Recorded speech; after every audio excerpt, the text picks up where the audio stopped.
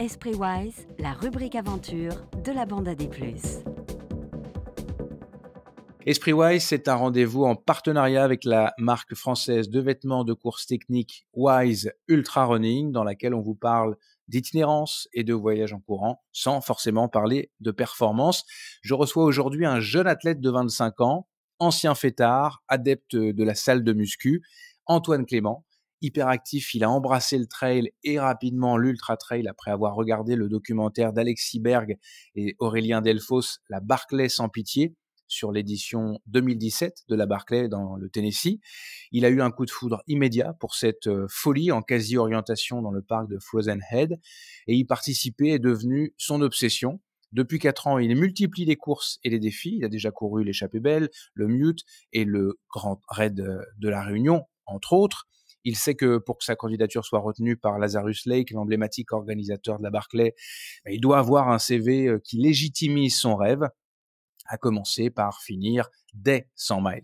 Mais cet été, inspiré notamment par l'ultra-trailer belge Karel Sabé, il a couru le Pacific Crest Trail, autrement dit la traversée des États-Unis de bas en haut, du Mexique au Canada, soit 4270 km en 65 jours. Il a réalisé du même coup la meilleure performance d'un Français sur ce célèbre sentier de randonnée américain.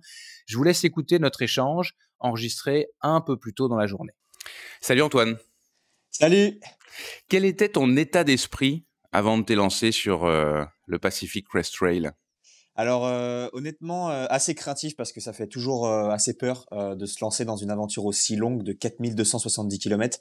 Moi qui avais un peu plus l'habitude des formats un peu plus courts, j'avais un peu l'esprit candide, notamment de rencontrer pourquoi pas des serpents, des ours et la chaleur du désert vu que j'habite en Bretagne. Mais voilà, ouais, c'était un peu l'esprit que j'avais, l'esprit de vouloir conquérir un sentier, mais en même temps un peu craintif. Comment tu t'es préparé à cette aventure qui est difficilement préparable ? Tu as cumulé un peu d'expérience, mais tu n'as pas une expérience de longues années de défis. Donc, tu allais quand même en grande partie dans l'inconnu. Comment tu t'es préparé ? Tu le dis, tu étais en Bretagne, mais je crois que tu vis même plus à Nantes. On va faire attention de pas... avec les susceptibilités des uns et des autres. Et à Nantes, on sait que c'est un plat pays, quoi. Il y a à part faire quelques marches ou une petite bosse, il n'y a pas grand-chose. Alors effectivement, pour un petit fait assez marrant, la Loire-Atlantique, c'est le département le plus plat de France. Donc pour préparer une aventure comme celle-ci, c'est pas évident. Mais effectivement, j'avais plusieurs points. Premièrement, c'était d'accumuler de l'expérience dans le passé, donc faire des projets longs, faire des projets off. Mais malheureusement, c'était pas ce qui allait m'amener à la réussite de ce genre de projet. Donc je pense que le plus important, c'était surtout la préparation logistique et la préparation mentale. Donc j'ai passé des heures et des heures à regarder les documentaires, les reportages de Karel Sabé sur son projet de record, notamment aussi également tous les rapports, les récits de courses des gens qui avaient déjà fait avant en courant. C'était vraiment hyper important pour moi d'essayer d'un peu tout maîtriser tout cet aspect-là. Et puis l'aspect logistique, c'est-à-dire de gérer l'aspect matériel pour vraiment rien laisser au hasard. Et en fait, je suis parti de la philosophie de Karel Sabé qui avait fait le record, de se ménager mentalement avant le projet, c'est-à-dire de pas forcément faire trop, de pas se surentraîner, de faire le plein mentalement pour justement quand tu arrives le jour du départ et d'avoir les crocs en fait, d'être vraiment complètement assoiffé de course. Et donc c'est ce que j'ai fait. Donc j'ai vraiment mis l'accent sur la préparation logistique, préparation mentale, et j'ai pas fait des semaines de malade à 160 km, 200 km. Je me suis vraiment ménagé. Et puis au final j'ai fait beaucoup de spécifiques en m'entraînant avec notamment le matos que j'avais et en ayant fait aussi une semaine dans les Pyrénées dans des conditions test. Et je pense que c'était le plus important et c'est ce qui m'a amené justement à être le mieux préparé pour cet objectif. Et comment tu courais ? Parce que si tu courais pas comme un taré, entre guillemets, ça représentait quoi une semaine type, les semaines précédant le départ vers les États-Unis ? Alors au final, moi, de manière générale, je tourne à 100 km sans prépa, donc c'est-à-dire quand je cours normalement. Après, quand je fais vraiment des prépas spécifiques, là, typiquement en ce moment, je suis entre 140, 160. Mais là, justement, j'avais complètement réduit, donc j'étais à 70, 60 km. Mais par contre, tous les jours, à chaque fois que je courais avec le sac du PCT. Donc même si je faisais 10 km, même si je faisais 5 km, j'essayais de courir avec le sac du PCT, les bâtons. Donc voilà, donc l'idée, c'était vraiment de faire ça, de courir avec le sac, de faire vraiment du spécifique. Et puis voilà, j'en ai bouffé des navettes, que ça soit sur les années précédentes dans Montmartre, j'ai fait des 4800 mètres de dénivelé. C'est assez marrant parce que là, dernièrement, ils ont fait l'UTMM. Donc ça faisait un peu écho à ce que moi j'ai fait quand j'habitais à Paris notamment. tu fonctionnes beaucoup finalement à un aspect mental d'inspiration, puisque tu t'inspires des documentaires, tu t'inspires des autres, ça te nourrit finalement. Et puis tu as cette obsession de la Barclay, parce que finalement, ce chemin des crêtes du Pacifique, qui pour beaucoup ça pourrait être le rêve d'une vie en sportif. Toi, bah c'est pas ça ton obsession, c'est pas ça ton rêve. Pour le coup, c'est sur le chemin de ton obsession. Exactement. En fait, l'idée, c'est que moi, je vois un peu ma vie comme un jeu vidéo et j'ai des boss un peu à battre. Et voilà, tout au début, c'était la Diagonale des Fous, par exemple, ou le GR20, etc. Et puis, le Pacific Crest Trail, c'était un peu pour moi l'avant-dernier boss, celui qu'il fallait battre pour pouvoir arriver à la Barclay. Et donc, avant ça, je me sentais pas vraiment crédible parce que je voyais le CV des autres coureurs qui ont fait la Barclay. Et on peut dire ce qu'on veut. Par exemple, Aurélien Sanchez avait un sacré CV quand même avant de faire la Barclay.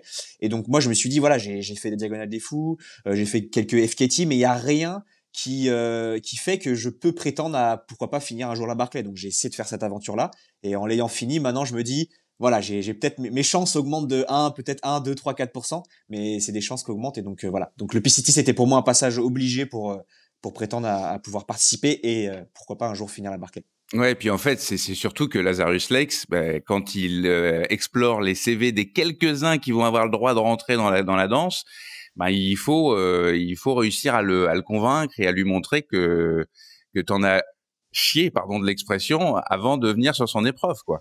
C'est très compliqué en fait, il faut voir la Barclay un peu comme Harvard, c'est-à-dire qu'il faut il faut un gros CV, limite des recommandations et donc il faut avoir fait un certain nombre de courses de 100 miles par exemple, un certain nombre de FKT. Il faut avoir une grosse expérience et en fait, on peut croire que même si tu as 20 ans, 21 ans, 22 ans, tu as fait plein de courses et en fait, il va quand même privilégier des gens qui ont peut-être beaucoup plus d'expérience, notamment dans les aspects 100 miles. Donc voilà, les FKT ça compte, mais il faut pas oublier qu'il faut quand même faire des courses de 100 miles pour prétendre à un jour faire la Barclay. Tu me disais que tu étais un gros fêtard, etc. C'est normal, hein, t'es relativement jeune. J'ai l'impression, là, en entendant parler, que t'as fait un boom en sagesse, parce que là, t'as l'air d'avoir beaucoup appris, non? En fait, Être plus raisonnable dans ton to- chemin. totalement parce qu'en fait, déjà la montagne, de manière générale, c'est un environnement qui te rend plutôt quand même très humble parce que la montagne, ça nous gagne toujours. Tu Et disais que moi, tu l'étais pas, d'ailleurs, toi. Quand t'étais plus jeune, t'étais pas du genre humble. ouais, pas du tout. J'étais très prétentieux. Je me regardais dans la glace 5 fois par jour. C'était pas du tout le délire. Et puis j'allais beaucoup à la salle de musculation et c'est un environnement qui est quand même très prétentieux. Hmm. Et donc moi j'ai découvert la montagne et là pour le coup, ça existe pas les gens prétentieux. Il y en a quelques-uns comme toujours, mais tu finis toujours par devenir humble parce que voilà des conditions mauvaises, la nature, ça te met une claque dans la tronche. Donc tu finis toujours par redescendre. Donc effectivement, j'ai découvert cet environnement-là qu'est la montagne et ça m'a vraiment permis de switcher un peu d'un mec un peu imbu à une personne beaucoup plus humble et beaucoup plus terre à terre. Si on revient à ton expérience du PCT, comment tu l'as vécu? Comme je dis toujours, c'est très compliqué de condenser ça en quelques mots. Mais si je devais condenser ça en 2, 3 mots, par exemple, je dirais épique, parce que voilà, c'est une aventure épique. C'est-à-dire que moi, je m'attendais, j'étais un peu candide quand je suis arrivé au départ, un peu stressé. Je m'attendais à beaucoup de choses, mais en même temps à rien, parce que je savais pas ce que j'allais vraiment vivre. Et tu passes par tous les états. Tu passes par un désert, tu passes par la Sierra, tu passes par des grandes La Sierra forêts. Nevada, ouais. Tu fais La Californie, ensuite Oregon, et puis tu finis par l'État de Washington. Exactement. Et pour moi, c'était un rêve d'une vie de faire j'avais vu Forrest Gump quand j'étais plus jeune. Jamais quand j'étais petit, je m'étais dit, je vais un jour traverser ce pays, quoi. Donc pour moi, c'était une expérience incroyable. Et puis, dans un deuxième temps, je dirais aussi les personnes que j'ai rencontrées. Parce que moi, j'avais un grand a priori des États-Unis. Moi, je me suis toujours dit, voilà, les Américains, ils sont un peu bébêtes. Tu sais, on a un peu l'image du pays impérialiste avec, Le cliché. ouais, le cliché de base. En fait, rien à voir. J'ai découvert des gens beaucoup plus accueillants qu'en France. Des gens qui m'ont offert leur maison, un lit, d'autres qui m'ont amené sur le trail, mais plein de fois. Je me suis fait des amis. C'est assez fou d'ailleurs aujourd'hui. Moi qui suis coach en trail, je coach même des Américains que j'ai rencontrés sur le trail. Ah, Donc non, vraiment c'est vraiment un pays exceptionnel pour ça. Ils ont vraiment une faculté à savoir accueillir les gens. Bon, ils ont plein de défauts comme toute société, mais en tout cas là-dessus ils sont vraiment très forts. Et puis le troisième aspect, c'était vraiment l'aspect entre guillemets performance. Je n'étais pas forcément venu chercher la performance, mais d'avoir justement pu pousser mon corps aussi loin, parfois avoir fait des journées de 90 km, même le dernier jour, j'ai réussi à faire une journée de 160 km, et d'avoir enchaîné tous ces états de fatigue, et ben, ça m'a conforté dans l'idée que j'étais potentiellement fait pour faire la Barclay, parce que voilà, on peut faire des 100 miles, mais en fait, quand tout est encadré, quand tu as des bénévoles, des ravitaillements, ou même quand tu es sur un GR20, tu peux potentiellement redescendre. Là, j'étais à l'inconnu, j'avais pas d'assurance, donc si j'avais un problème ou un accident, j'étais dans la mouise. Donc voilà, donc c'est vrai que ça m'a bien réconforté sur cet aspect-là. Ce que tu voulais, c'était pas de battre le record de Karel Sabé, c'était de courir le maximum que tu pouvais, c'est ça, hein? Bah en fait, l'idée, c'était de découvrir, partir à l'aventure, faire une vraie aventure, parce que je savais que pour faire la Barclay, il fallait vivre une grande aventure. Aurélien Sanchez, il avait fait le John Muir Trail, par exemple. Mmh. Il avait aussi fait le GR10. Karel Sabé, il avait fait l'Appalachian Trail, Pacific Crest Trail. Donc je me suis dit, voilà, faut que je vive ma propre aventure. Et donc le Pacific Crest Trail, ça tombait à pic. Mais l'idée, c'était pas de partir pour un record, parce que le record de Karel Sabé, il est encore un peu loin. Faut faire 94 km par jour. J'espère peut-être qu'un jour j'aurai la chance et l'opportunité de pouvoir essayer de tenter ce record, mais pour l'instant c'était pas l'heure. Sur une si longue traversée de 65 jours, il y a des moments où j'imagine c'est plus difficile. Ça a été quoi les moments difficiles pour toi? Est-ce que d'abord c'était peut-être plus émotionnel que physique?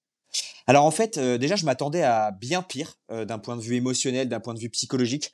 En Mmh. fait, faut savoir que c'est quand même un sentier où il y a quand même pas mal de monde, il y a quand même beaucoup de gens qui le font, notamment en marchant, et donc c'est vrai que tu rencontres quand même pas mal de gens, tu vois souvent des nouveaux visages, donc ça permet surtout aussi, Tu pas à ce seul au moment-là monde. Mmh. ouais, tu pas seul au monde déjà, tu pas en Amazonie ou dans le cercle polaire, et dans un deuxième temps, le plus dur, c'est quand même les premiers jours, le manque des proches, le fait de se demander: «Qu'est-ce qu'on fait là, dans un désert, sous 45 degrés, alors que tu as tes amis qui font, la fête ou qui prennent l'apéro?» Et en fait, j'ai relativisé, je me suis dit: «Mais en fait, tu as une chance inouïe d'être là. Il y a pas beaucoup de gens qui pourraient être là. Enfin, toi, tu as réussi à bloquer quasiment 4 mois. Enfin, du coup, là, c'était 2 mois, mais j'ai réussi à bloquer 2 mois là, dans ma vie pour faire ce projet. Donc, vas-y au bout et fonce.»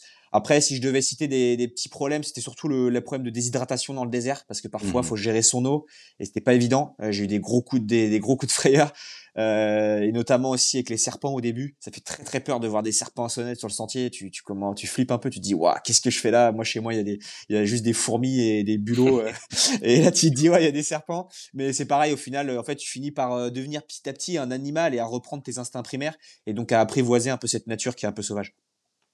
Le meilleur moment pour toi, celui qui émotionnellement a été le plus fort, est-ce que c'est l'arrivée ou est-ce que c'est un moment complètement sorti de nulle part au milieu du Alors chemin?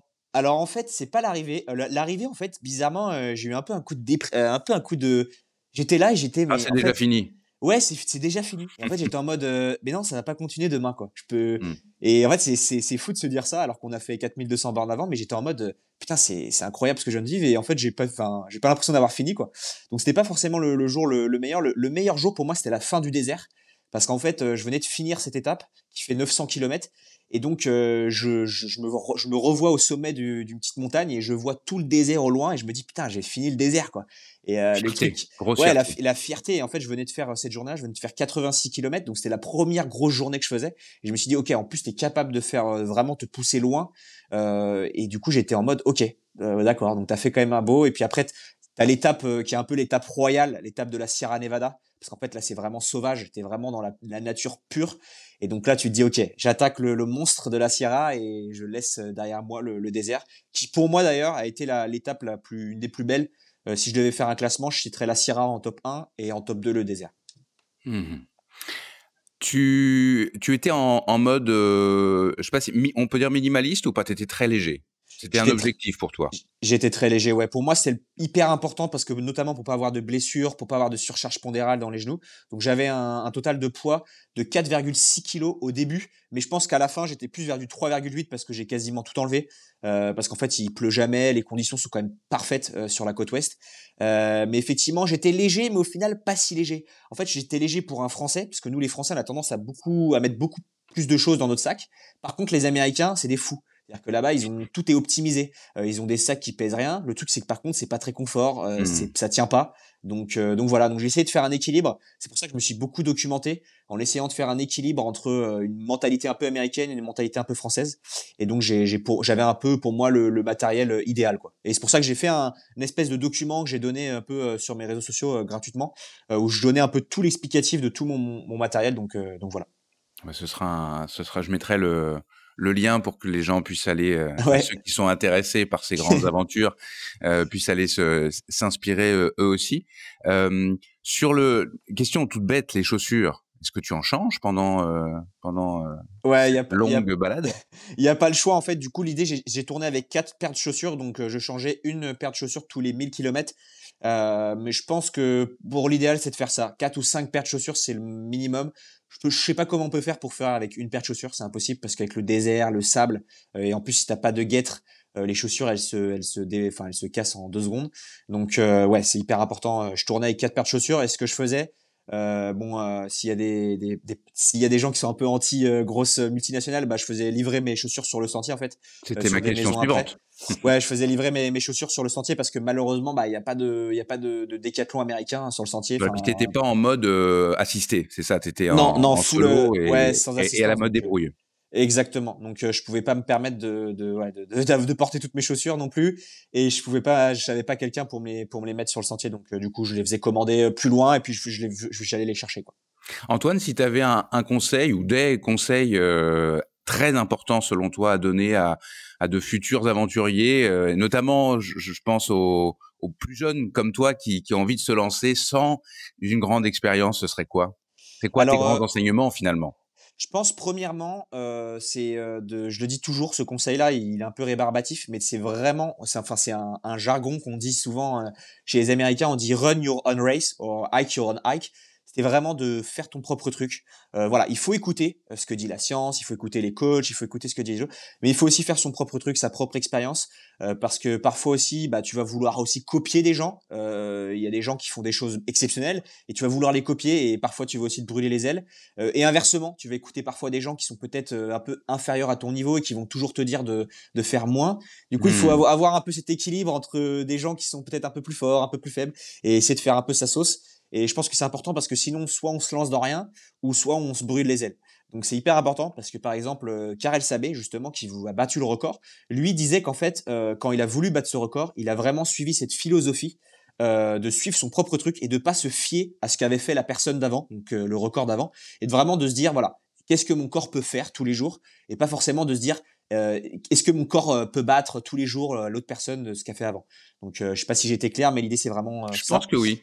Et Et puis au final, on peut aussi garder ce que tu as fait toi, c'est-à-dire t'inspirer quand même. C'est-à-dire que ne pas exactement. tout écouter, s'écouter soi, mais s'inspirer beaucoup de ce qu'ont fait les autres. C'est-à-dire qu'après, chacun fait sa tambouille finalement. Et je pense, et ça c'est vraiment important, qu'on peut s'inspirer de tout le monde et même de la personne qu'on ne pensait pas. C'est-à-dire que moi sur le sentier, j'ai vu des gens de 70 ans qui marchaient, en fait ils m'ont appris des choses, notamment bah, parfois sur la logistique, parfois sur la topographie. C'est peut-être pas des trucs physiques, mais en fait en les écoutant, bah t'apprends quand même des choses, et je pense que c'est hyper important. Et deuxième point, ce qui vient un peu au premier, c'est un mantra des Navy Seals qui dit slow is smooth, smooth is fast. Donc ça veut dire lancer doux, doux c'est rapide. Et sur un sentier comme ça, il faut absolument pas être rapide. Tu as 24 heures dans une journée. Donc il faut juste que tu fasses ton total de kilomètres que tu avais plus ou moins prévu, mais il faut pas se presser. C'est pas grave si tu dors moins, c'est pas grave, mais il faut pas faire forcément se mettre du 4 minutes au kilomètre, 5 minutes au kilomètre sur les premières journées, parce que de toute manière tu tiendras pas. Et en vrai, 24 heures dans une journée, c'est très long. Si tu enlèves 7 heures pour dormir, il te reste à peu près 17 heures. 17 heures pour faire voilà 5 km heure, ça te fait quand même déjà des belles journées si tu pousses ton corps vraiment loin. Donc je pense que c'est très important de vraiment lancer doux, doux et rapide comme on dit. Merci beaucoup Antoine et Merci beaucoup à toi le surtout. meilleur pour que ton obsession devienne réalité un jour et que tu sois au départ de la Barclay dans quelques années. Le plus J- tôt sera le mieux. J'espère aussi, je croise les doigts. Mais en tout cas, merci beaucoup de m'avoir accueilli. En tout cas, merci beaucoup. Et pour explorer les produits techniques haut de gamme, souvent minimalistes et conçus pour affronter les longs périples, par exemple en off, je vous renvoie au site web de notre partenaire wisetrailrunning.com. Je vous recommande aussi leur inspirant compte Instagram. Là, c'est Wise Ultra Running. La bande à des plus, présentée par Nicolas Ferret.